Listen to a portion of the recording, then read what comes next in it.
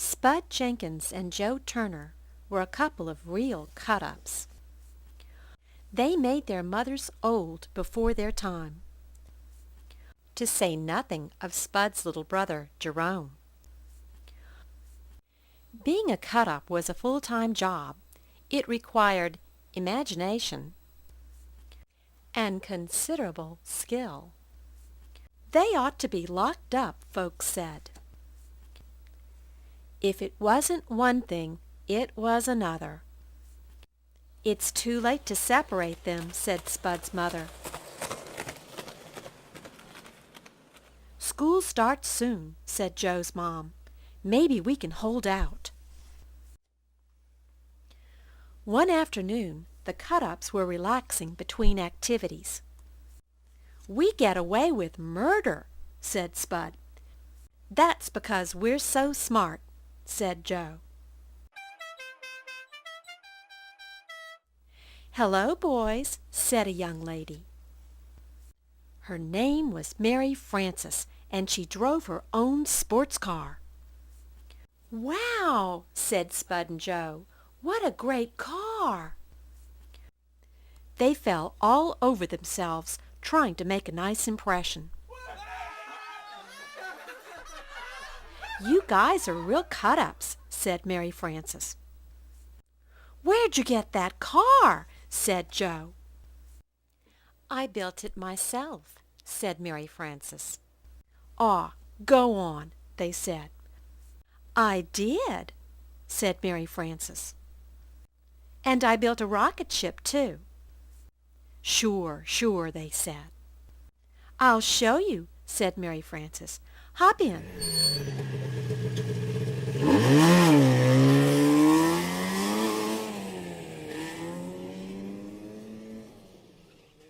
So she took them over to Maple Street. Who lives there? Said Joe.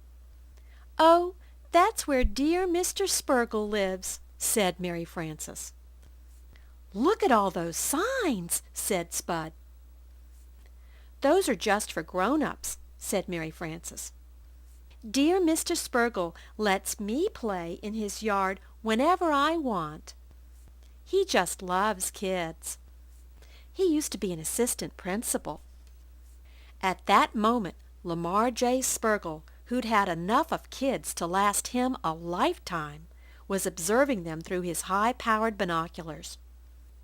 There's that brat Mary Frances Hooley, he said, and two of her little friends. If that kid's car so much as touches my yard, I'll grab it and keep it. Lamar J. Spurgle had a whole room full of kids' stuff. Mary Frances hurried them on by and took them to her backyard. Wow, said Spud, you weren't kidding. Does it fly? Said Joe. Of course it flies, said Mary Frances. I don't fly it myself because I get nosebleeds. Let us, cried Spud and Joe. Well, I don't know, said Mary Frances.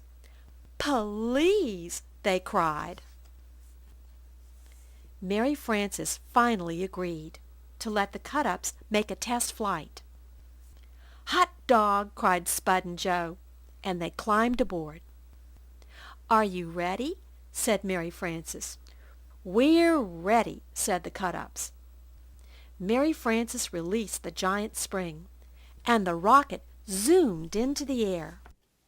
10, 9, 8, 7, 6, 5, 4, 3, 2, 1, 0.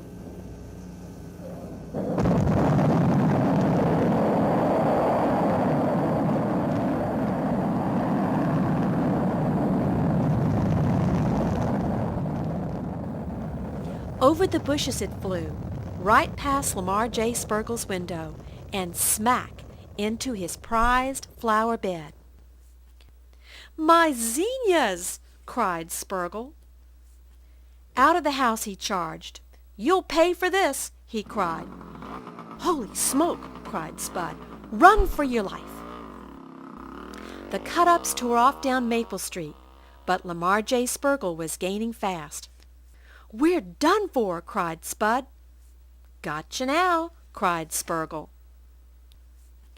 Mary Frances rushed into Spurgle's house and gathered up as much stuff as she could carry. "Thanks, boys," she said, and she laughed all the way home. Just as Spurgle was about to pounce, his battery went dead, and the CutUps were able to make a safe getaway. "I never forget a face," called out Spurgle. "Gosh," said Joe, "that was a close call. I guess Mary Frances was wrong about that guy." "Let's forget the whole thing," said Spud. "School starts soon, and we can really cut loose." But little did they know that Lamar J. Spurgle had decided to return to education. And Lamar J. Spurgle never forgot a face.